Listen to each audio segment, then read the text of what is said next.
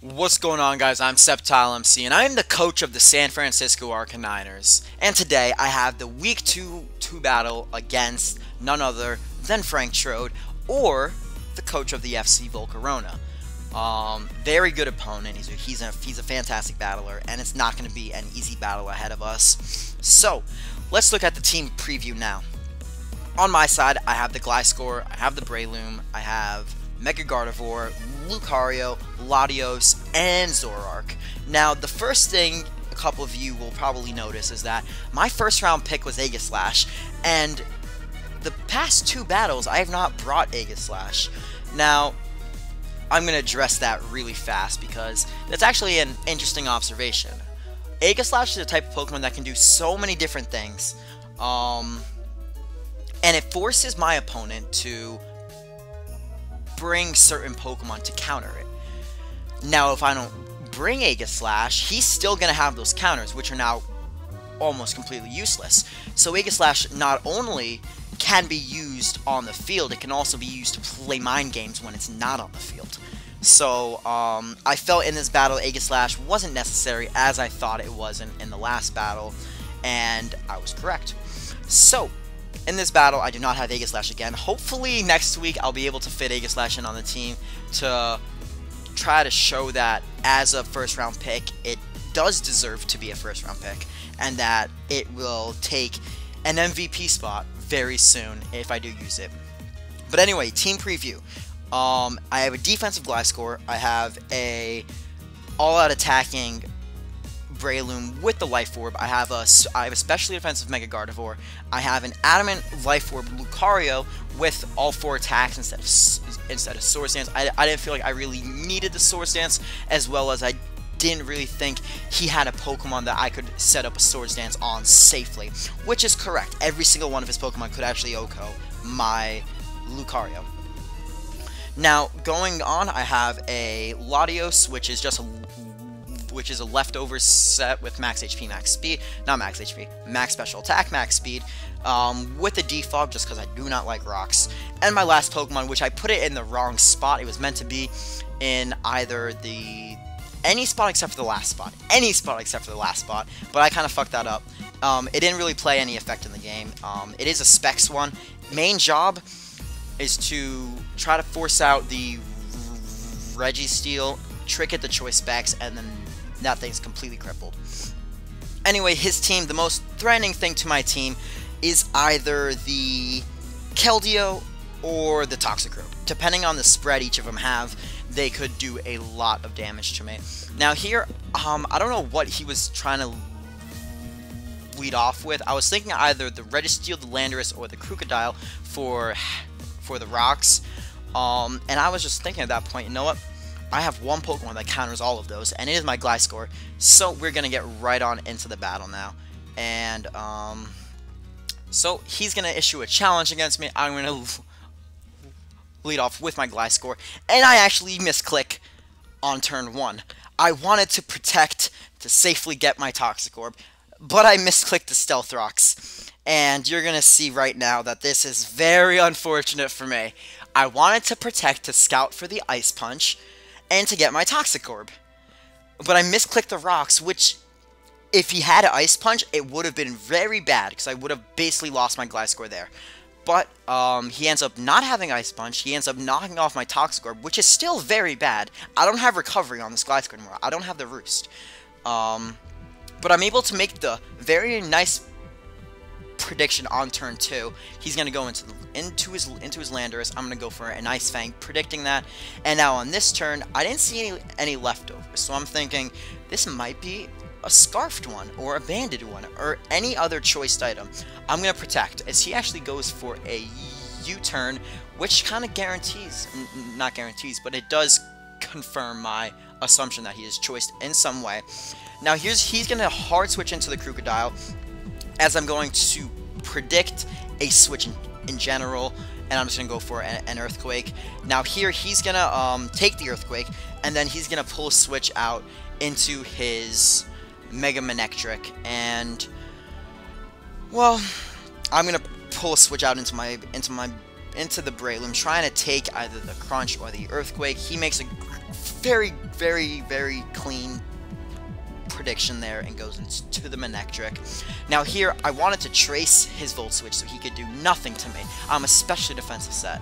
But he actually has the static for this exact fucking purpose, and that was very good on his part. That was just amazing on his part. He's actually going to predict my switch into the Gardevoir, go for a Volt Switch, and ladies and gentlemen, that does abysmal damage. That's a stab Volt Switch off of Mega Manectric. That does nothing. But here, I am going to take the opportunity, because I am a specially defensive one. I do have Wish and Protect, and I'm going to go for a Protect, and I'm going to get off my Mega Evolution here. Which, you know, was good. It's good. It just gives me a turn to kind of, at ease. Just gotta relax a bit, think about my plays now, because he has a very good team, and it's a very threatening team to me. Now here, I knew he was gonna switch into the Registeel, and I do believe right here I switch out and go into my Zoroark. Trying to take the Crunch. At that point, I thought he was choiced in some way on the Krookodile, which later on we're going to find out he's not. So I go into the Zoroark, and I know he's going to stay in and either try to T-Wave me or go for his Rocks. I get off the trick, and this is the exact thing I wanted to have happen. I don't care if the Zoroark gets paralyzed. I don't care what happens. I just wanted to trick him the specs. Now here I make a great play, in my opinion, predicting the Keldeo to come in. I'm going to go for an extra sensory. If I had gone actually paralyzed on that turn, I would have been very sad. But I actually don't, and I get off the extra sensory, which does about 75% to the Keldeo, which heavily cripples the Keldeo. Now it's in range of extreme speed. It's in range of the Mach Punch. It can't switch in as much anymore. He's going to go for a Secret Sword, not wanting to over-predict, and I switch out into the Latios, and judging by the damage, he's either Expert Belted or he's Choice Scarfed. Here, though, I'm not trying to over-predict. I'm just going to go for a safe T-Bolt. The switch to the Registeel was kind of obvious. Then again, though, the Registeel is Choice Specs, so it can't really do anything to me. I actually did get the paralysis off on it, which was really unfortunate for him. And then he actually, I'm gonna switch out here into Gliscor, because he can't touch my Gliscor. If he wants to Iron Head, it's not gonna do a lot. If he wants to go for Rocks, that's fine. But right here, I'm not gonna over-predict again and go for Ice Fang. I was hoping he would try. I was hoping he'd be afraid to switch into the Landorus. Only because of the turn 2 prediction I made, but he actually is okay with that, as I do hear my phone vibrating, but I don't know where it is. I wonder if my parents are calling me. No, we're good. Okay, so he's gonna end up going into the Mega Manectric, predicting me not to go for Earthquake, which was a good play on his part. He is then going to make another good play and go for the Volt Switch here, predicting my Mega Gardevoir, so I'm getting outplayed right now.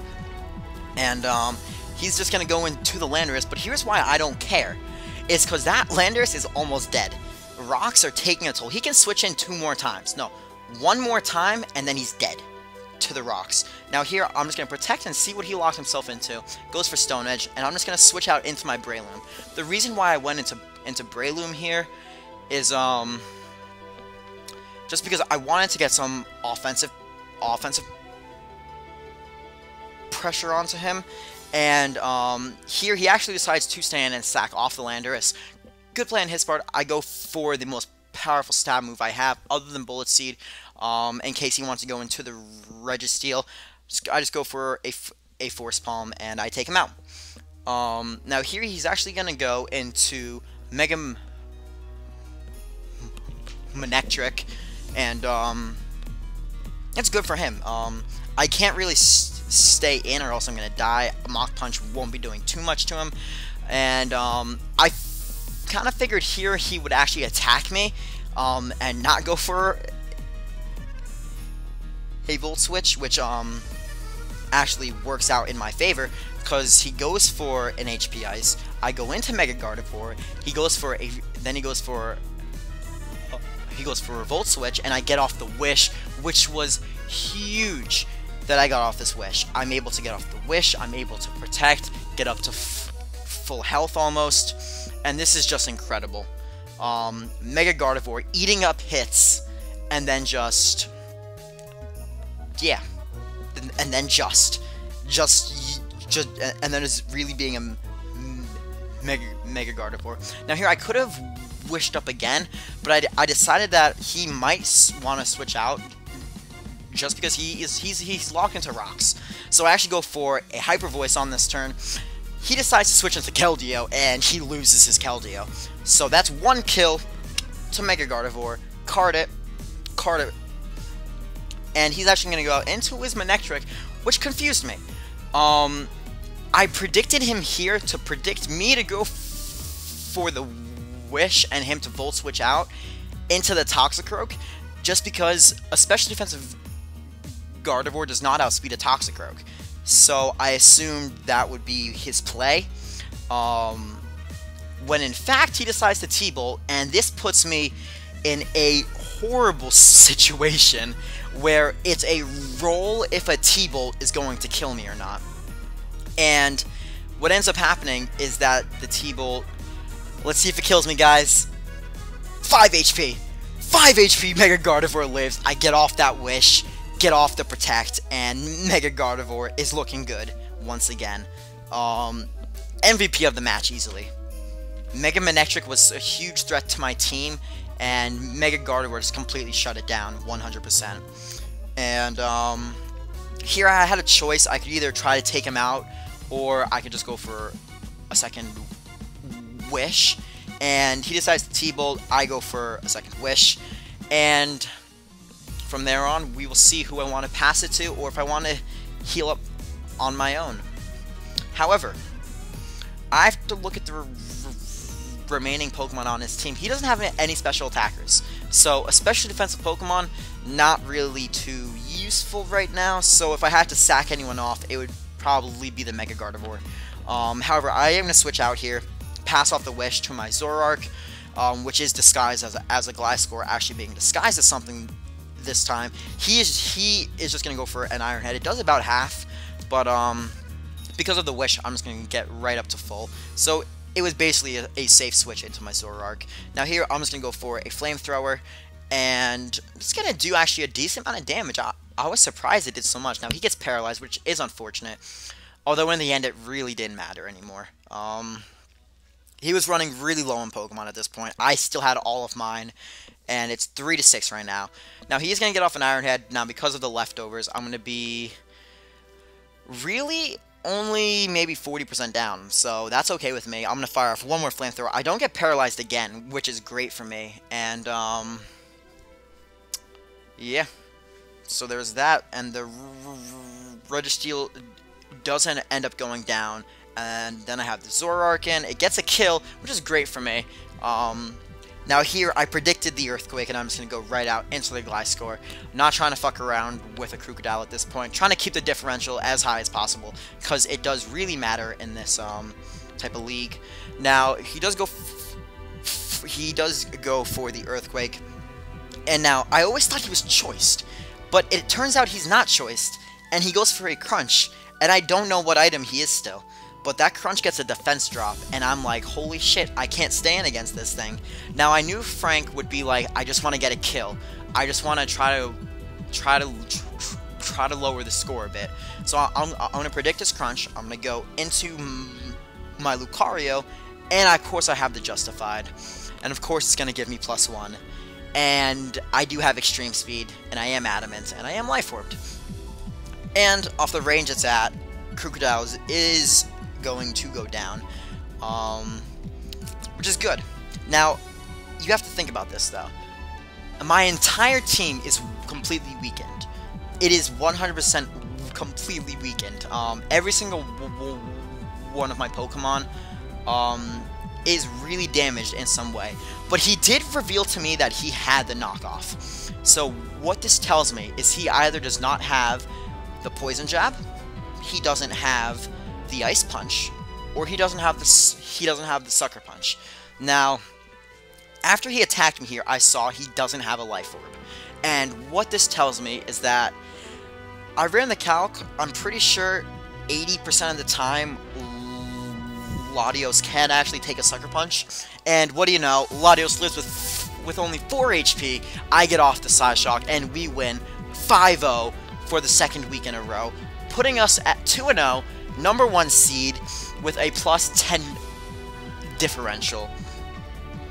Now, hey Frank, it was a good battle, man. You had the chance, if your Toxicroak had Ice Punch over knockoff, you could have actually swept my team at that point. Unfortunately, it didn't happen that way, and I'm able to come out on top.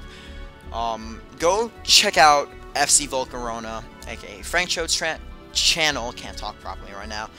He uploads amazing content, and I believe his side of the battle is going to be up as well soon. Guys, the San Francisco Arcaniners all the way. We're going to take the championship. We're going to take it all. We're going to win. We're going to win the D-League. Let's go. Pumped. Hashtag Arcaniners 2014. Comment, like, rate, and subscribe, guys. I'm Septile MC, and I'll see you guys next time. Peace out.